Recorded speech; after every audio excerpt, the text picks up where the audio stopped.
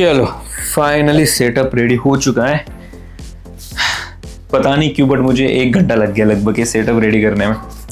तो आज अपन बात करने वाले हैं मेरे फाइनल इंटरव्यू की, जिसमें मैं फाइनली प्लेस हो गया था। एंड सच बताऊं ना, ये इंटरव्यू इतना वियर्ड है, मतलब the weirdest interview in the history of IIT हो सकता है, बट मेरे लिए मेरे लाइफ टाइम का सबसे वियर्ड इंटरव्यू है। और उसी में मेरी प्लेसमेंट भी लग गई। तो बहुत ही शानदार कहानी होने वाली है। तो शुरू करते हैं। अब देखो, आप सबको पता है कि मेरी डे 1 पे फ्लिपकार्ट में प्लेसमेंट लगी थी, बट सॉरी इंटरव्यू शॉर्टलिस्ट लगी थी और प्लेसमेंट नहीं लगी। बट उसके बाद आगे क्या होने वाला है ये भी नहीं पता था, क्योंकि आगे मेरी 0 शॉर्टलिस्ट थी। फिर डे 2 आ गया और डे 2 के दिन अचानक से एक कंपनी की शॉर्टलिस्ट आ गई।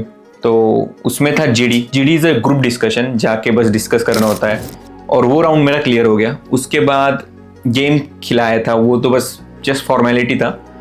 और उसके बाद फाइनल इंटरव्यू था। तो ये कंपनी थी स्लमबर्गर, अगर आपको पता हो तो काफ़ी बड़ी कंपनी है, एक ओएनजीसी टाइप्स कंपनी है, रिफाइनरीज में काम होता है, Saudi Arabia, some kind of that thing. पैसा बहुत दे रही थी, तो इसलिए मुझे चाहिए था, क्योंकि इस साल की रिसेशन की हालत देख के मैं जो अपना प्रोडक्ट रोल का दीवाना था वो सब कुछ भूल गया था। डे 1 के बाद मेरा हाल था कि जिसमें भी लग जाए उसमें लेना है। अब मैं गया उसके इंटरव्यू को, वहाँ पे बात हुई, थोड़ी बहुत बात हुई। उन्होंने देखा रेज्यूमे पे मेरे यूट्यूब, क्योंकि यूट्यूब मैंने डाला था अपने रेज्यूमे में एक्स्ट्रा करिकुलर एक्टिविटीज़ में। एंड दे आर लाइक, अगर यूट्यूब जब मैंने रेज्यूमे बनाया था तब मेरे अराउंड टोटल 85,000 सब्सक्राइबर थे, ये चैनल और दूसरा चैनल मिला के। और जब मैं इंटरव्यू दे रहा था तब आई गेस वो 1 लाख क्रॉस हो गया था। तो उन्होंने मुझे सबसे पहला सवाल यही पूछा कि अभी कितने यूट्यूब के सब्सक्राइबर है। तो यार मैंने बताया इतने इतने हैं। मुझे लगा इससे इम्प्रेस हो जाएंगे कि ग्रोथ दिख रही है, बट उसका हुआ मुझे नुकसान। वो बोले यार तुम्हारा यूट्यूब इतना अच्छा काम कर चल रहा है, अभी 1-2 साल बाद 1 मिलियन क्रॉस हो जाएगा, तुम तो जॉब छोड़ ही दोगे अगर जॉब लग गई तुम्हें। तो मैंने बोला नहीं सर यार, ऐसा थोड़ी करूँगा मैं, मतलब YouTube is my hobby, it's my passion, मैं फुल टाइम तो नहीं करना चाहूँगा YouTube. But they were not convinced, and उस वजह से मेरा वो इंटरव्यू आगे ही नहीं बढ़ा। मतलब यूजुअली स्लमबर्गर के इंटरव्यूज़ अराउंड 1.5 आवर चलते हैं, मेरा चला बस 15 मिनट में। मैंने बोला भाई शिट, यूट्यूब की वजह से दूसरे दिन की प्लेसमेंट चली गई। फिर आया डे 3। अब डे 3 में मेरी शॉर्टलिस्ट पहले थी, फिर अचानक से शॉर्टलिस्ट कंप्रेस हो गई और उसमें से नाम हटा। अभी ये जो चीज़ें है ना, ये पता है बहुत सारे पॉलिटिक्स होते रहता है, प्लेसमेंट के टाइम बहुत होता है ये। आपके कॉलेज में मतलब हर जगह होता है, not just in placement, life में हर जगह होता है। बट उस मोमेंट में आपको गुस्सा आता है कि यार ये गलत हो रहा है, ये तो रूल्स के अगेंस्ट है, ये इलीगल है। बट ऑनेस्टली लाइफ में ये चीज़ हर जगह होने वाली है, क्योंकि सारी चीज़ें आपके कंट्रोल में तो नहीं होने वाली है। ये मुझे बाद में जाके रियलाइज़ हुआ, बट उस मोमेंट पे मैं बहुत गुस्सा था, क्योंकि यार मैं 3 बजे गया था लगभग वहाँ पे, और 6 बजे तक वेट किया। 6 बजे के बाद पता चला मेरा नाम ही कट गया। But still I had hope कि चलो देखते हैं, और वेट करके नाम आ गया तो गलती से चले जाएंगे। तो ऐसे करते करते 9 बज गए। 9 बजे आ गया इंटरव्यू, और this was a product company जिसके लिए मैंने बहुत रिगरस प्रिपरेशन करी थी। और उसमें क्या हुआ कि मैंने जिस लेवल के क्वेश्चन किए थे ना, उससे बहुत आसान क्वेश्चन पूछ लिया यार।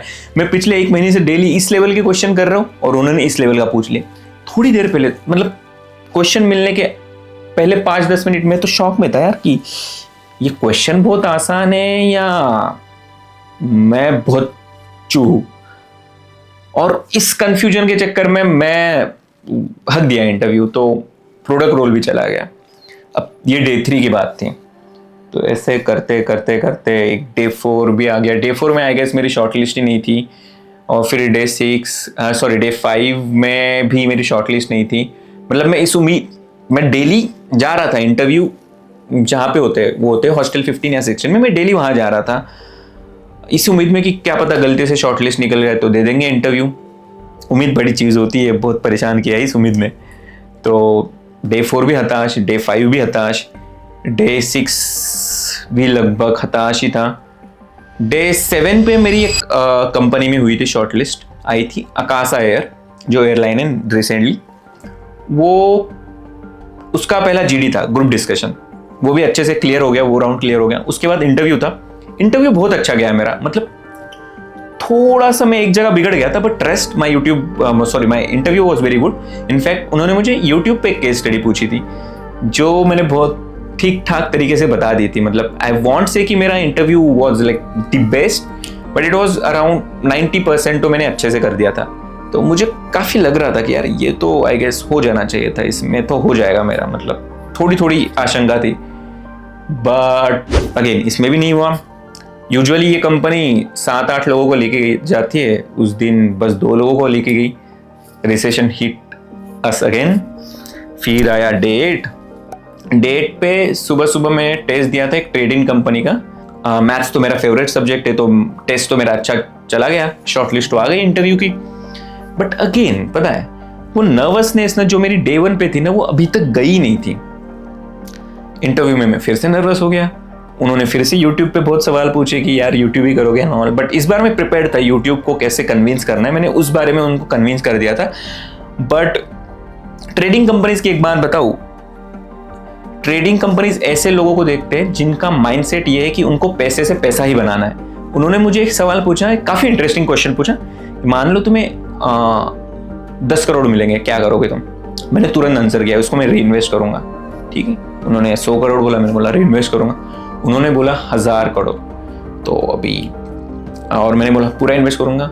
तो उन्होंने मुझे फिर से ऐसे मतलब टीज करने के लिए बोला पूरा इन्वेस्ट करोगे, अभी इतने ज्यादा पैसा है, कुछ तो एंजॉय करोगे ना, कुछ तो लोगे यार, मटेरियलिस्टिक चीजों का कुछ ना कुछ तो इंटरेस्ट होगा तुम्हें। मैं और इस मोमेंट पे मैंने अपना इंटरव्यू हक दिया, क्योंकि मुझे मेरा माइंडसेट रखना था नहीं मैं इसको भी पूरा इन्वेस्ट करूंगा। बट उन्होंने मुझे ट्रिकी क्वेश्चन दिया कि यार पूरा थोड़ी इन्वेस्ट करोगे, कुछ तो तुम मतलब यार कुछ तो होंगे सपने की, गाड़ी लेनी है, वो लेनी है। मैं खो गया, मैं एकदम बड़ी बड़ी गाड़ियों के नाम बता रहा हूँ, ट्रिप पे जाने की चीजें बता रहा हूँ, ये बता रहा हूँ, वो बता रहा हूँ, और छूट गया फिर इंटरव्यू। तो याद रखना, अगर आपका कभी ट्रेडिंग इंटरव्यू हो then you have to keep this in mind कि तुम चाहे मर रहे हो तब भी तुम ट्रेडिंग करोगे, कुछ भी हो, ट्रेडिंग ट्रेडिंग ट्रेडिंग। अभी ये थी डेट की बात। अब तक ना जितने भी इंटरव्यू हुए थे उसमें मैं काफ़ी नर्वस था, उसमें मैं काफ़ी ऐसे एकदम मशीन की तरह बिहेव कर रहा था, टेक्निकल टर्म्स बोले जा रहा था और मैं परेशान हो गया था इन सारी चीज़ों से। और डे 9 पे मेरी कोई शॉर्टलिस्ट भी नहीं थी, तो मैंने उस दिन थोड़ा यार सेल्फ एनालिसिस किया पिछले 9 दिनों का कि यार इंटरव्यू क्यों क्रैक नहीं हो रहा है।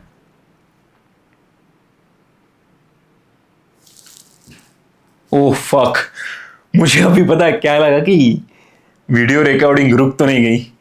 आई वॉज लाइक फक, पूरा फिर से बोलना पड़ेगा, बट नहीं, रिकॉर्डिंग चल रही है। Okay, back again. डे 9 पे मैंने किया अपना सेल्फ एनालिसिस।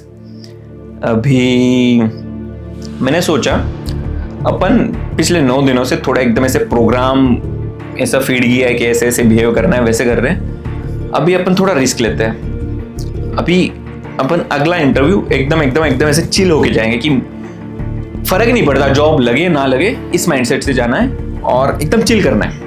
और डे 10 पे कोई शॉर्टलिस्ट भी नहीं थी मेरी, तो मैंने ठीक है बोला चलो देखते हैं। अब मतलब अब इस स्टेज में आया था ना कि जॉब लगे ना लगे घंटा फर्क पड़ता है, क्योंकि यार बहुत कोशिश की थी, बहुत मतलब बता नहीं सकता।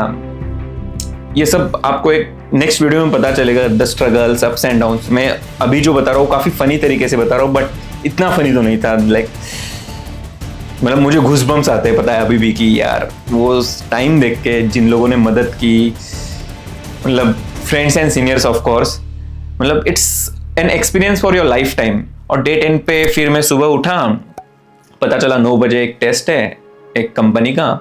तो मैंने बोला यार अभी देना है नहीं देना है, मतलब नहीं देना ही था। मतलब मेरा ये था कि फर्क नहीं पड़ता बट कोशिश पूरी करनी है। अच्छी खासी टेस्ट थी, बिजनेस के स्टडीज थे, एप्टीट्यूड थी, इंग्लिश थी एंड ऑल, एंड उसमें आ गई शॉर्ट लिस्ट।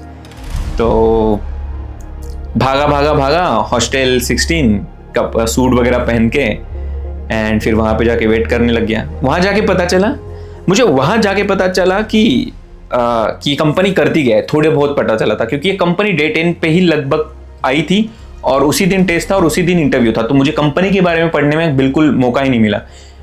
तो थोड़ा बहुत पता चला, और फिर मैंने बाकी लोगों से पूछा कि इंटरव्यू कैसे ले रहे हैं, कितने राउंड है। पता चला 2 राउंड है। पहला राउंड है case study, technical round type of thing. Technical मतलब नॉट सॉफ्टवेयर वाली चीज़ें एंड ऑल, इट्स लाइक कि गेस्टिमेट्स पूछेंगे, बिजनेस केस पूछेंगे।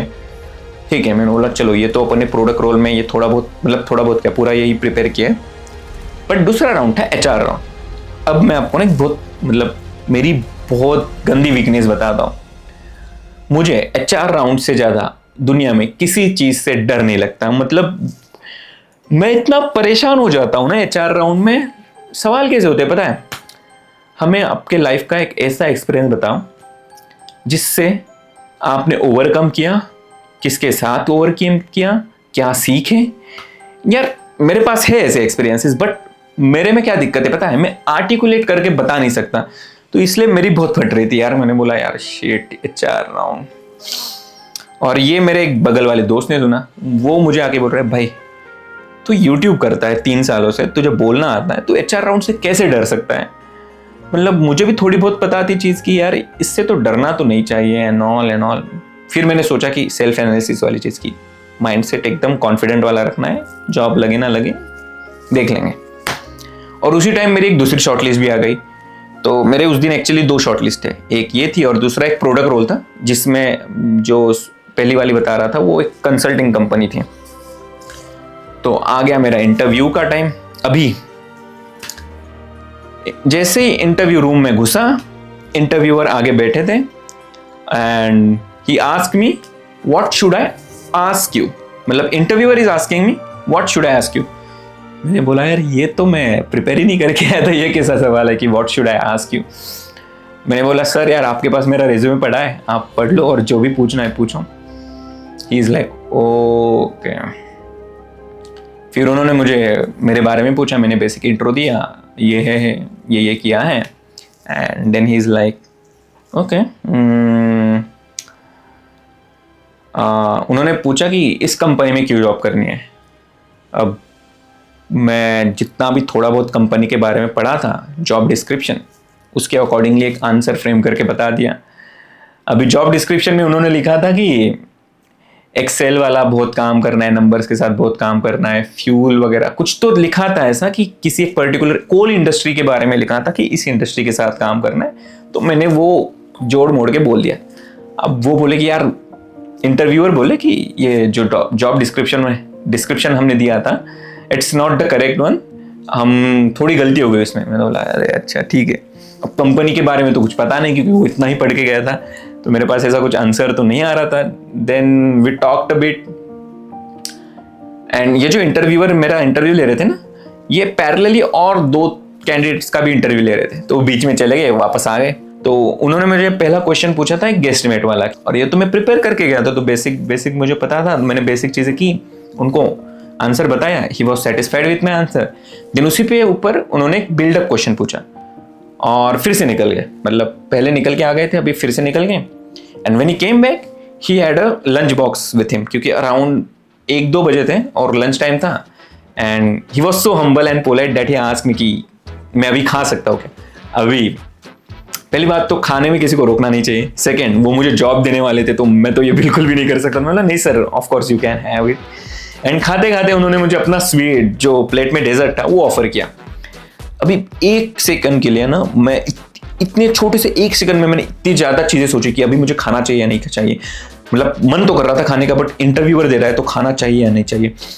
ये क्या सोचेंगे, अगर मैं नहीं खाऊंगा तो सोचेंगे मैं बहुत ऐसा शाय वगैरह हूँ, और खाऊंगा तो सोचेंगे कि मैं बहुत भुक्कड़ हूँ। ये फिर 1 सेकंड में इतना ज्यादा सोच के मैंने कंक्लूजन निकाला, खा लेते हैं, क्योंकि मेरा नेचुरल रिस्पॉन्स वही होता है। और मैं सोच के गया था कि मुझे एकदम अपने नेचुरल तरीके से रहना है।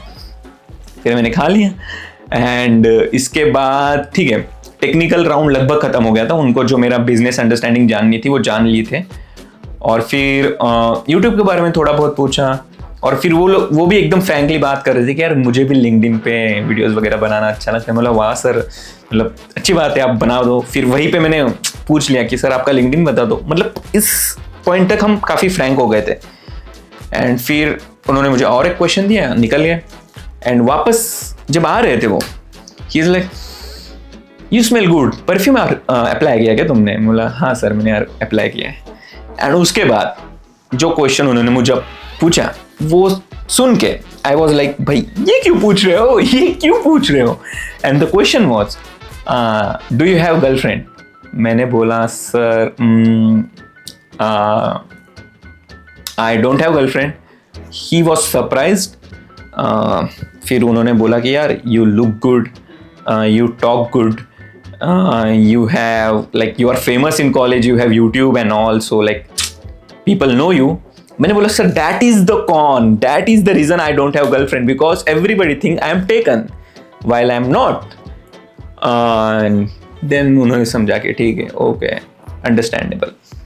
And उसके बाद सबसे tough question he is asking me, अगर तुम्हें ये जॉब मिलती है कितना चांसेस है कि तुम ये जॉब एक्सेप्ट करोगे और हमारे यहाँ पे ज्वाइन करोगे। मैंने बोला सर अभी जो मेरे 9 दिनों से मेरी हालत हुई है ना, मुझे कोई भी जॉब मिलेगा मैं ले लूंगा और मैं उन्हें ज्वाइन करूंगा। This was my answer. वो कन्विंस होने को ही तैयार नहीं है। वो बोले कि तुम्हें इससे बेटर कंपनीज में तुम्हें अगर चांस मिला तब तुम क्या करोगे। मैंने बोला सर नहीं, आई विल ज्वाइन यू।